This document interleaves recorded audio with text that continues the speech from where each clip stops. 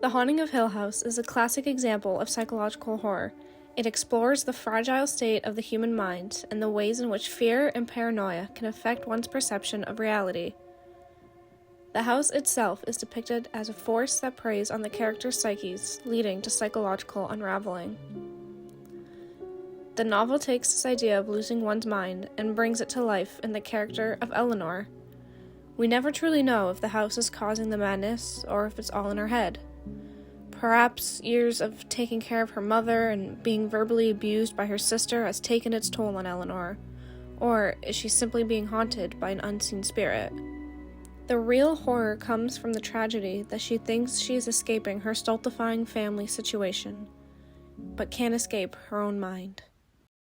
Shirley Jackson uses her characters to show that the prospect of a life spent in emotional and physical isolation from the rest of the world is more terrifying than ghosts, spirits, or unexplained phenomena. Eleanor, who has been lonely all her life, seems to have come to crave isolation. It is only within the halls of Hill House that she sees for the first time just how pitiful loneliness truly is, and begins to question whether a life lived out alone is even worth living. Her suicide at the end of the novel, tragic, sudden, and yet committed almost gleefully, seals the thesis that Jackson has set forth throughout the novel. That being alone, cast out, and unwanted is more terrifying than death itself.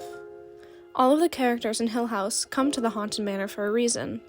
They are so lonely in their own lives that even a mysterious invitation to a decrepit mansion seems like a worthwhile prospect that might ease their profound solitude. Whatever walked there, walked alone. Home is a place of comfort and solace, but Hill House is a place that conjures fear and cold terror. It feeds off the souls of its residents to sustain its own sense of self. We see as the newly blended family is slowly torn apart by the house and traumas of each character. If Hill House is a supernatural force, then it's perfectly clear that none of them stand a hope in hell of beating it. It can and will tear them apart and ruin them one by one.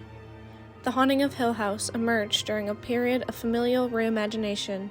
Indeed, the predominantly white, nuclear, and patriarchal family structure demanded by society now faced new scrutiny as people began considering the deconstruction these dynamics imposed on the individual. We yield to it, or we fight it, but we cannot meet it halfway. I am like a small creature, swallowed whole by a monster, she thought, and the monster feels my tiny little movements inside. To learn what we fear is to learn who we are. Horror defies our boundaries and illuminates our souls.